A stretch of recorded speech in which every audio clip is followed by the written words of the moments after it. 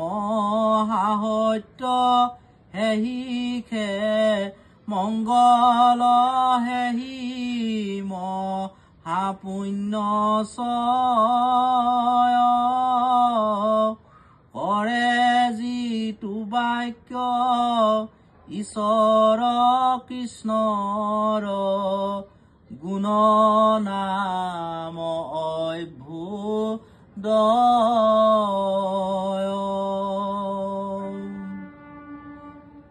ঈশ্বৰ কৃষ্ণৰ নাম যি বাক্য, যি কথা বতৰাত অভ্যুদয় হয়, সেয়াই মহাপুণ্য উপনীত হয়।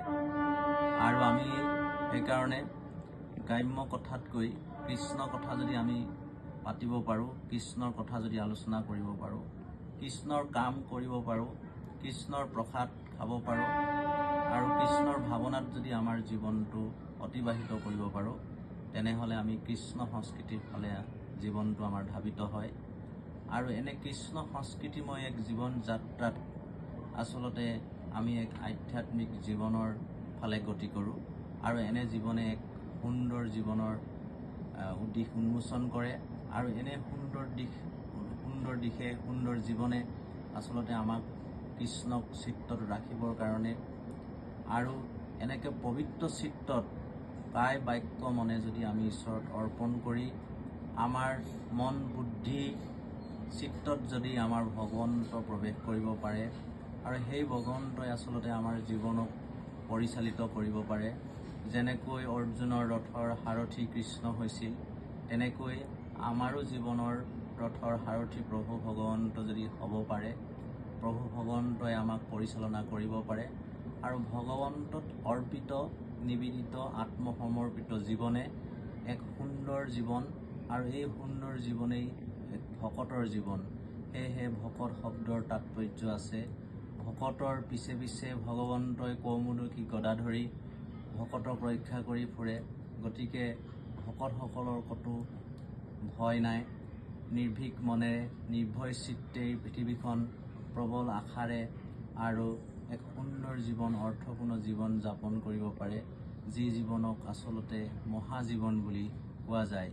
আৰু ঈশ্বৰ বিশ্বাসে মানুহক এক প্ৰবল আশাবাদৰ সৃষ্টি কৰে আৰু সেই আশাবাদেৰে আমাৰ সমাজ জীৱন কল্যাণকৰ হৈ পৰে আৰু জগতত তাৰ সুশোভিত কুসুম এপাহৰ নিচিনাকৈ আমাৰ জীৱনবোৰ সুন্দৰ আৰু ধুনীয়া হৈ পৰে।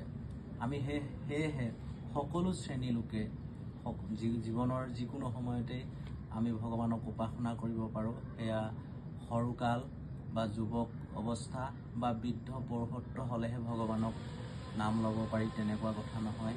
সৰিও কুমাৰৰ কালে ভাগৱতৰ ধৰ্ম, শিশুকালৰ পৰাই কোমল মনৰ পৰাই যদি আমি ঈশ্বৰ কৃষ্ণ প্ৰভু ভগৱন্তৰ কথা বা কৃষ্ণ সংস্কৃতি আধ্যাত্মিক জীৱনৰ কথা অলপ অলপকৈ যদি আমাৰ জ্ঞান আহে, তেনেহ'লে ভৱিষ্যতৰ পৃথিৱীত আমি সমাজে বিচৰা ধৰণে সমাজৰ গ্ৰহণীয় এক ব্যক্তিত্ব গঠন হৈ উঠে। সেয়েহে নীতি নৈতিকতা, মানৱীয় যি প্ৰমূল্যবোধৰ কথা কোৱা হয়, সেই সকলোবোৰ আমাৰ এই আধ্যাত্মিক জীৱনে আচলতে প্ৰদান কৰে।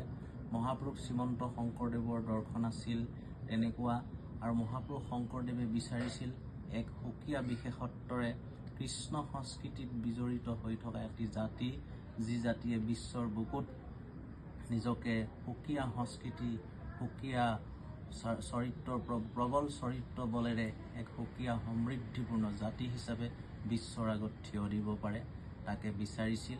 আৰু আমিও এই এমুঠিমান মানুহে আন সকলো ধৰ্মীয় গভীৰ তত্ত্বৰ মাজতো যদি আমি প্ৰত্যেকে ভাগ নহৈ আমি মহাপুৰুষ শ্ৰীমন্ত শংকৰদেৱৰ জীৱন দৰ্শন, শংকৰদেৱৰ দৰ্শন, তেওঁৰ প্ৰপন্ন শিষ্য মাধৱদেৱৰ নামঘোষাৰ যি দাৰ্শনিক তাৎপৰ্য, তত্ত্বপূৰ্ণ অৰ্থ, এইবিলাক যদি আমি অধ্যয়ন কৰি ভক্তি ৰত্নাৱলী পাঠ কৰি ভাগৱতত অৱগাহন কৰি আৰু সাধু মহন্তৰ যোগেদি আমি যদি কৃষ্ণ ভক্তিকেন্দ্ৰিক এক জীৱন নিৰ্মাণ কৰি তুলিব পাৰোঁ আৰু সমাজৰ মাজত যদি আমাৰ সকলোৰে মাজত মিলা প্ৰীতি, সদ্ভাৱ, সম্প্ৰীতি আৰু এক আশাবাদী আমি বলিষ্ঠ জাতি হিচাপে আগবাঢ়ি যাব পাৰোঁ, নিশ্চয় আমাৰ জীৱনটো এক মহাজীৱনত পৰিণত হ'ব আৰু তেনে সুন্দৰ জীৱন সকলোৱে কামনা কৰা উচিত। কৃষ্ণ